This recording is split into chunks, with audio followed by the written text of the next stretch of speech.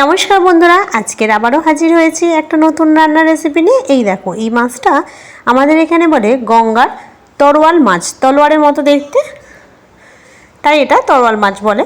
কিন্তু বেশ চওড়া মাছটা একদম আঁশ নেই, খেতে দারুণ, এক কাটার মাছ, ভীষণ ভালো লাগে খেতে।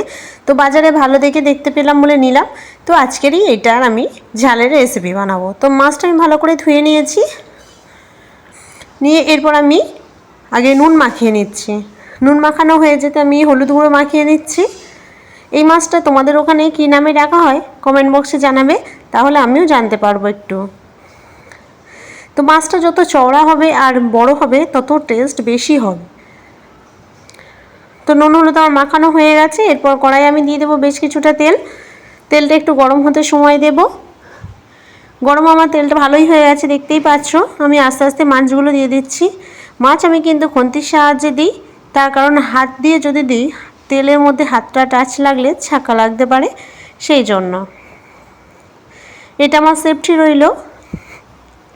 তো মাছগুলো এক পার্ট হয়ে গেলে আর এক পার্ট ভালোভাবে উল্টে দেব। মাছটা ভীষণই মিষ্টি হয় খেতে, দারুণ। তোমরা কে কে খেয়েছো, কীভাবে খেয়েছো, অবশ্যই আমাকে কমেন্ট বক্সে জানাবে। তো মাছগুলো দেখো ভাজা হয়ে গেছে। এরপর আমি মাছগুলোকে তুলে নিচ্ছি সব কটা। কতটা চওড়া দেখেছে, চওড়া মাছ যতটা হবে মাছটা ততটা ভালোভাবে খেতে পারবে। ছোট সরু হলে অত টেস্টি হয় না।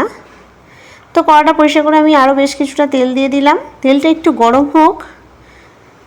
একটা আলু সরু সরু করে কেটে রেখেছিলাম, সেটা দিয়ে দিলাম। দিয়ে তেলের উপর খানিকটা নেড়ে চেড়ে ভাজতে থাকবো যতক্ষণ না পর্যন্ত আলুগুলো একটু ভাজা ভাজা হয়ে যায়।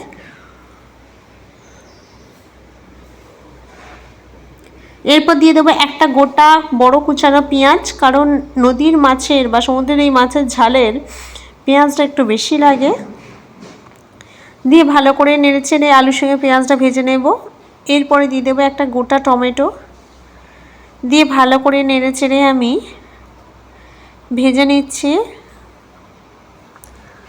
এরপর দিয়ে দেব পরিমাণ মতো নুনটা একটু বেশি দেব যেহেতু টমেটোটা আছে অনেকটা।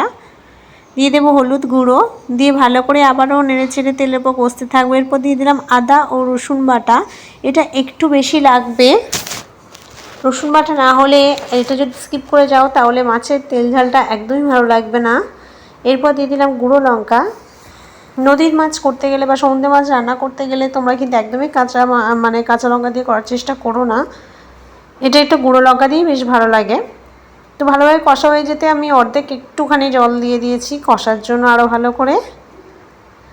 জলটা পুরোপুরি শুকিয়ে এলে আমি এটাকে ভালো করে নেড়ে পুরো জল দিয়ে দেব। তো এটা নাড়াচাড়া করা হয়ে গেছে। এরপর আমি এটাকে পুরো জল দিয়ে দিলাম। দিয়ে মাছটাকে একটা একটা করে সবটা সাজিয়ে দেব।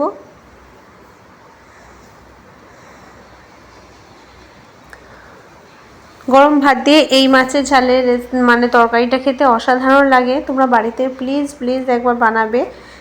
এখন তো বর্ষার সময় সহজেই এই মাছ পাওয়া যাবে।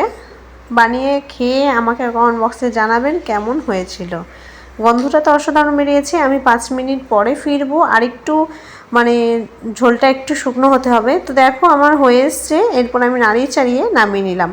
একদম মাখা মাখাভাবে নামিয়েছি। এটাই ঝোল বেশি রাখলে একদম ভালো লাগবে না। তো দেখতেই পাচ্ছ পুরো গায়ে গায়ে। তো এই ছিল আমার আজকের রেসিপি ভিডিও। ভালো লাগলে প্লিজ একটা লাইক দিয়ে চ্যানেলটা সাবস্ক্রাইব করে দেবেন।